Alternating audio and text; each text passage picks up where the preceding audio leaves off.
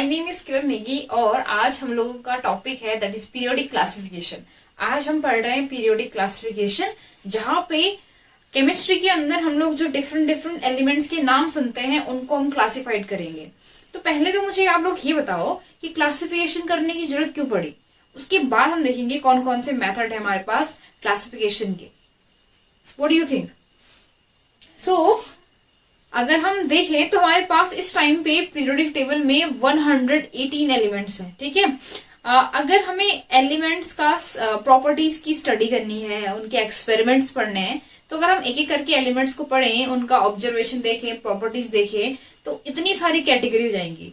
इस चीज को इजी करने के लिए हम लोग क्या करते हैं, सिमिलर कैरेक्टर वाले एलिमेंट्स को, कैरेक्टर से यहाँ पे कुछ भी हो सकता है, उनके अंदर कोई भी तरह का क्या हो, सिमिलैरिटी हो, उन एलिमेंट्स को हमने क्या कर रखा, एक साथ रखना स्टार्ट किया।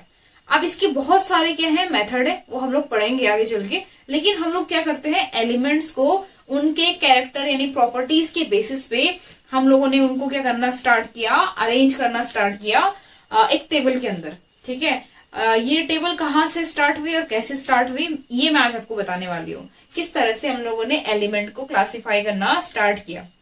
तो स्टार्ट हुआ ये चीज, एलिमेंट तो बहुत पहले से डिस्कवर हो रहे थे, लेकिन 18th सेंचुरी में ये चीज स्टार्ट हुई, यानी क्लासिफिकेशन के जो टिपिकल मेथड है वो आने लग गए। सबसे पहले हम लोग पढ़ते हैं डॉबेराइनर का नाम।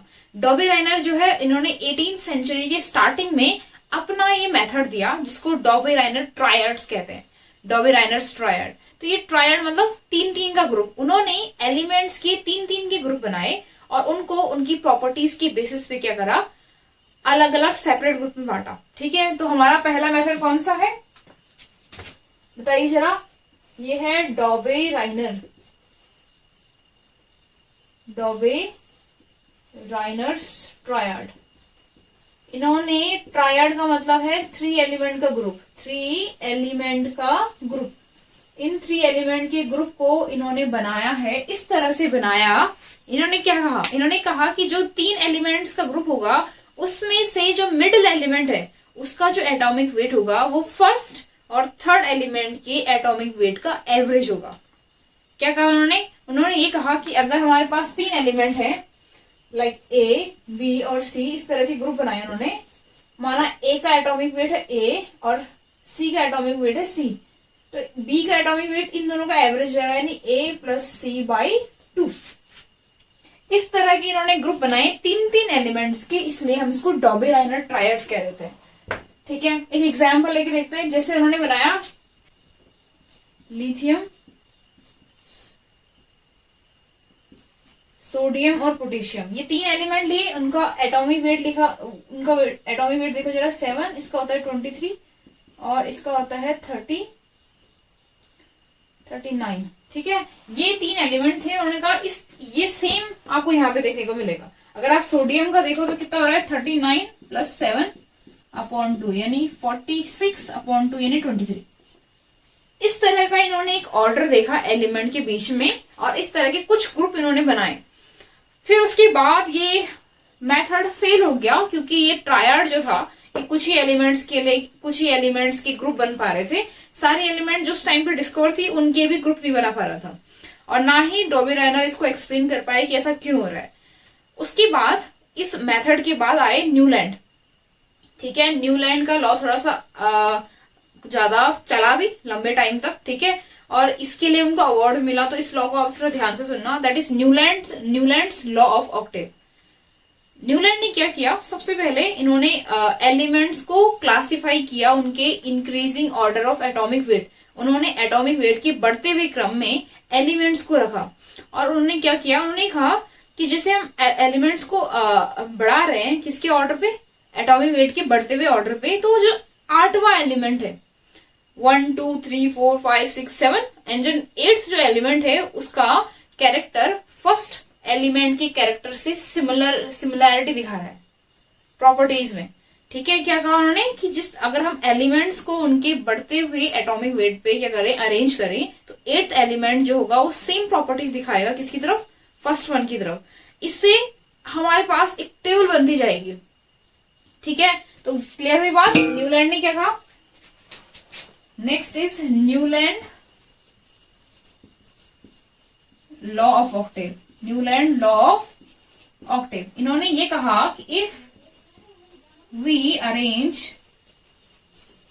Element in their increasing order, in their increasing, ये increasing का साइन है, order of atomic weight, then eighth element shows same properties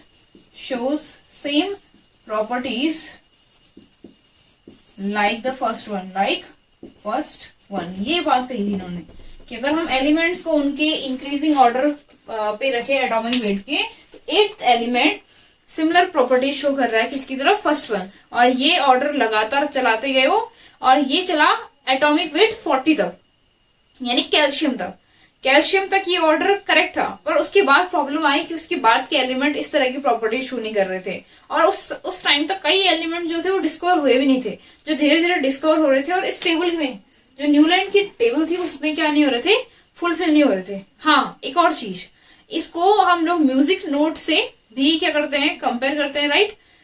ये जो बात कही थी इन्होंने कि eighth element similar property show कर रहा है या सेम कैरेक्टर दिखा रहा है किसकी तरफ, फर्स्ट वन की तरफ, ये चलता है हमारे म्यूजिक नोट में भी। म्यूजिक नोट्स यानी सा रे गा मा पा धा नी एंड देन अगेन सा, तो सा मैच कर रहे हैं। तो जिस तरह से म्यूजिक नोट में सा अगेन रिपीट होता है एट्थ पोजीशन पे, तो उन्होंने ये कहा कि उसी तरह से एलिमेंट यहाँ भी कैरेक्टर में जो है वो eighth element similar property show कर रहा है किससे, फर्स्ट वन से। और यही बात न्यूलैंड की काफी पॉपुलर हुई, बहुत लंबे टाइम तक ये बात मानी गई। एक तरह से ये टेबल जो है वो सही रखा गया, क्योंकि उस टाइम पे कई एलिमेंट डिस्कवर नहीं हुए थे, तो जब तक वो डिस्कवर नहीं हुए उन्होंने कोई प्रॉब्लम नहीं करी। लेकिन जैसे ही वो डिस्कवर होने लग गए वैसे वैसे क्या हुआ, इस टेबल का एक तरह से या इस मेथड का प्रभाव खत्म होता चला गया। इसके बाद 18th सेंचुरी के लास्ट में दो साइंटिस्ट थे, इंडिपेंडेंटली वर्क था उनका, 1865 और 1869 के आसपास इन्होंने अपना काम किया था। इसमें पहला आता है रशियन केमिस्ट डिमित्री मेंडलीफ, ठीक है, इनका नाम तो सुना ही होगा। दूसरा था जो जर्मन केमिस्ट थे, दैट इज लोथर मेयर, ठीक है। ये दो साइंटिस्ट ने इंडिपेंडेंटली काम किया, बट इनका लॉ जो था या इनका जो मेथड था वो बहुत सिमिलर था। इन्होंने दोनों ने क्या करा, सेम वैसे ही increasing order of atomic weight पे एलिमेंट्स को रखते गए। क्या आप लोग मेरे को साफ साफ देख पा रहे हैं? यस। सो इन्होंने क्या किया, सिमिलर सेम वही यही मेथड न्यूलैंड का, इंक्रीजिंग एटॉमिक वेट पे लगातार चलाते गए किसको, एलिमेंट्स को। पर इन्होंने एक चीज देखी कि अगर हम एलिमेंट्स को लगातार चलाते जा रहे हैं तो एक पीरियोडिसिटी मिल रहा है एलिमेंट्स में, यानी सेम प्रॉपर्टीज वाले एलिमेंट वापस रिपीट हो रहे हैं। इस तरह से ये टेबल को लगातार क्या हुए, आगे चलाते गए। इन्होंने ये जो ग्राफ था, इन्होंने जो ये पीरियोडिसिटी थी किसके बेसिस पे देखी, एटॉमिक वेट पे। मेयर ने तो इवन प्लॉट किया था किसको, एटॉमिक वेट को, किसके रिस्पेक्ट में, प्रॉपर्टीज, जिसमें एटॉमिक वॉल्यूम था, मेल्टिंग पॉइंट था, बॉइलिंग पॉइंट था, उनके अकॉर्डिंग इन्होंने प्लॉट किया। तो उन्होंने एक पीरियोडिसिटी देखी और उसके बेसिस पे उन्होंने ये लॉ दिया, ठीक है। तो मेयर का लॉ जो था वो काफी इफेक्टिव था। उन्होंने भी अपनी एक टेबल बनाई थी 1869 में, लेकिन इनका जो काम था वो मेंडलीफ के बाद आया, इसलिए इसको इतना ज्यादा क्या नहीं मिला, पॉपुलर नहीं हुआ। मेंडलीफ का काम वैसे एक्चुअली ज्यादा बेटर भी था, क्योंकि वो ज्यादा वास्ट था, मतलब उन्होंने बहुत सारी बातें और बताई थी, सिर्फ ये नहीं, एक टेबल दे के नहीं छोड़ दिया था, इन्होंने बहुत सारी और बातें बताई थी। तो मेयर का इसलिए इफेक्ट थोड़ा सा कम हो गया। तो हम लोग मेंडलीफ का ही पढ़ रहे हैं। तो मेंडलीफ ने सबसे पहले, अभी तक जो बात चल रही थी दैट इज पीरियोडिक क्लासिफिकेशन, इन्होंने सबसे पहला पीरियोडिक लॉ दिया, ठीक है। पीरियोडिक लॉ किसने दिया, मेंडलीफ ने। तो इसको हम पढ़ेंगे, मेंडलीव्स पीरियोडिक क्लासिफिकेशन। इन्होंने एलिमेंट्स को उनके increasing order of atomic weight पे रखा। तो इन्होंने ये कहा that the physical and chemical properties, physical and chemical properties of elements are periodic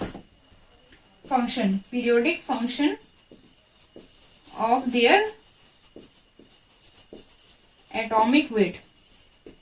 इन्होंने भी सिमिलरली एटॉमिक वेट के रिस्पेक्ट में प्रॉपर्टीज को देखा और एक पीरियोडिसिटी पाया, तो इन्होंने ये लॉ दिया that is the periodic and the physical and chemical properties of elements are periodic function of their atomic weight. इन्होंने एलिमेंट्स को क्या करा, एक हॉरिजॉन्टल रोज में इंक्रीजिंग ऑफ एटॉमिक वेट पे रखा, और जो एलिमेंट जो थे वो क्या कर रहे थे, सिमिलर प्रॉपर्टी शो कर रहे थे, उनको उसके नीचे जो एलिमेंट सेम प्रॉपर्टी शो कर रहा है उसके नीचे वही सेम प्रॉपर्टीज वाला एलिमेंट रखा। ठीक है, तो मेंडलीफ का जो मेन क्राइटेरिया था वो एटॉमिक वेट ना होके बल्कि क्या था, एलिमेंट्स के एम्पिरिकल फॉर्मूला थे, उनके ऑक्साइड्स और हाइड्राइड्स थे। फॉर एग्जाम्पल उसने क्या किया, एलिमेंट्स को देखा कि जैसे कौन सा एलिमेंट कौन सा क्या बना रहा है, हाइड्राइड बना रहा है और कौन सा ऑक्साइड बना रहा है। जैसे सोडियम, इन्होंने देखा कि सोडियम क्या बना रहा है, हाइड्राइड ये बना रहा है, सोडियम जो है ऑक्साइड क्या बना रहा है, ये बना रहा है। ठीक है, तो इस तरह के हाइड्राइड और ऑक्साइड बनाने वाले एलिमेंट्स को उन्होंने एक साथ रखा। तो कुल मिला के जो मेन क्राइटेरिया जो रहा मेंडलीफ का वो क्या था, उनका एम्पिरिकल फॉर्मूला, एलिमेंट्स का एम्पिरिकल फॉर्मूला और उनके कंपाउंड्स की प्रॉपर्टीज थी। ये इन्होंने मेन क्राइटेरिया माना। इसी वजह से कई जगह पे जब एलिमेंट्स का ऑर्डर ऑफ एटॉमिक वेट जो है वो गलत हो रहा था। फॉर एग्जाम्पल मैं आपको बताती हूँ, पहला मेन इनका यही प्रॉब्लम भी था, एक तरह से एडवांटेज भी था। आयोडीन और टेल्यूरियम है। आयोडीन जो होता है वो है ऑक्सीजन वाली फैमिली में रखा हुआ। टेल्यूरियम जो है इस टाइम पे सॉरी कंफ्यूज हो गई। आयोडीन जो है वो है फ्लोरीन की फैमिली में रखा हुआ और टेल्यूरियम ऑक्सीजन की फैमिली में। पर अगर हम इसका एटॉमिक वेट देखें तो इसमें पहला क्या था, ऑक्सीजन की फैमिली और फ्लोरीन की फैमिली। ठीक है, ये दो फैमिली है। ऑक्सीजन की फैमिली में रहता है टेल्यूरियम जो मेंडलीफ ने रखा, और फ्लोरीन की फैमिली में आयोडीन, प्रॉपर्टीज के बेसिस पे, सिमिलर प्रॉपर्टीज के बेसिस पे। लेकिन अगर हम एटॉमिक वेट देखें तो एटॉमिक वेट इसका ज्यादा होता है, तो ये तो बाद में आना चाहिए। लेकिन मेंडलीफ ने, क्योंकि अपना उसने बेसिक क्राइटेरिया यही रखा था कि प्रॉपर्टीज जो होनी चाहिए वो क्या होनी चाहिए, पहले सेम प्रॉपर्टीज वाले एलिमेंट सेम उसमें आने चाहिए, एक ही लाइन में आने चाहिए। इस वजह से मेंडलीफ ने टेल्यूरियम को आगे रखा और आयोडीन को पीछे रखा। ठीक है, ये इनका प्लस पॉइंट भी है, निगेटिव पॉइंट भी है, ध्यान रखना। ये हम इसके एडवांटेज डिसएडवांटेज दोनों में लिखते हैं। ठीक है, क्योंकि उन्होंने अपनी बात से पीछे हट गए। उन्होंने क्या कहा, एटॉमिक वेट। ठीक है, अपने एटॉमिक वेट के बेसिस पे उन्होंने ये बात कही थी, स्टार्टिंग में लॉ दिया था, लेकिन जब बात टेबल की आई तो उन्होंने प्रॉपर्टीज को ज्यादा बड़ा क्या माना, क्राइटेरिया माना।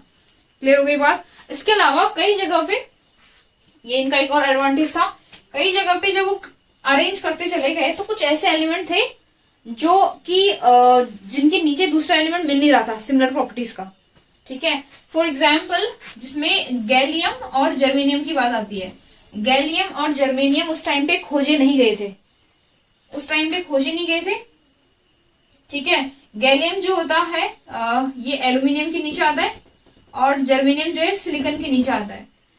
इनके नीचे कोई एलिमेंट जैसे यहाँ का मिल गया होगा और यहाँ का मिल गया, लेकिन बीच में दो एलिमेंट ने कहा ये प्रॉपर्टी सिमिलर नहीं हो रहे थे। पक्का कोई ना कोई ऐसे एलिमेंट आएंगे फ्यूचर में जो अभी डिस्कवर नहीं हुए हैं, यानी वो अनडिस्कवर्ड एलिमेंट्स के बारे में इन्होंने पहले ही बता दिया। ठीक है, हुआ ये कि ये एलिमेंट्स तो मिल रखे थे, बीच के दो एलिमेंट गायब हैं, तो उन्होंने कहा कि फ्यूचर में ये दो एलिमेंट मिलेंगे। ठीक है, तो ये इनका एक और प्रॉपर्टीज था, एक और अच्छी बात, मतलब एडवांटेज था दैट कि इन्होंने पहले ही अनडिस्कवर एलिमेंट के बारे में बता दिया और इनका नाम भी रखा उन्होंने। इसी के बेसिस पे इसका नाम जो है उसने कहा यहाँ पे फिल कर दिया है, भाई यहाँ पे एका एल्यूमिनियम है, यानी फ्यूचर में एक एलिमेंट डिस्कवर होगा जिसका मैंने नाम दे दिया एका एल्यूमिनियम। इस तरह से इसका, ठीक है, तो इस तरह से ये इनका एक और प्लस पॉइंट था कि इन्होंने पहले ही अनडिस्कवर एलिमेंट के बारे में बता दिया, बस नाम ही नहीं बताया, उनकी प्रॉपर्टीज बता दी कि उनकी प्रॉपर्टीज किस तरह से होंगी। ठीक है, क्योंकि उन्होंने कहा जैसे एल्यूमिनियम की प्रॉपर्टीज है वैसे इसकी भी होंगी, सिलिकॉन की वैसे इसकी भी होंगी, कई प्रॉपर्टीज मैच करती है इनकी। ठीक है, तो ये इनका दूसरा प्लस पॉइंट था दैट कि इन्होंने क्या करा, पहले ही उन एलिमेंट्स के बारे में बता दिया जो उस टाइम पे अनडिस्कवर थे। क्लियर हो गई बात। तो ये मेंडलीव का जो पीरियोडिक टेबल था वो काफी फेमस रहा कुछ टाइम तक, जब तक कि दूसरे साइंटिस्ट ने आए। ठीक है, और वैसे अभी भी इनको बहुत बड़ा श्रेय मिलता है, क्योंकि ये इसके जस्ट बाद ही हमारे पास पूरा पीरियड टेबल एक तरह से आ गया था, जिसने हमें इनके पीरियड टेबल ने हमें पूरा छाप दे दी कि इस तरह का ये हमें पीरियड टेबल मिलेगा फ्यूचर में। तो ये तो हुई इनकी बात। मेयर की बात करते हैं, जो मैंने आपको दूसरे साइंटिस्ट का नाम दिया था, दैट इज लॉथर मेयर। इन्होंने 1869 में अपना टेबल दिया था, लेकिन इनका टेबल थोड़ा लेट आया। किससे? मेंडलीव से। तो इसकी वजह से इनको ज्यादा श्रेय नहीं मिल पाया, अदरवाइज जो तरीका मेंडलीव का था वही इनका तरीका था। ठीक है, लेकिन इन्होंने ज्यादा बातें नहीं बताई जिस तरह से मेंडलीव ने इतनी सारी बातें बताई। ये बातें मेयर ने अपने टेबल में नहीं बताई थी। ठीक है, इस वजह से भी इनका जो टेबल है वो ज्यादा पॉपुलर नहीं हो पाया।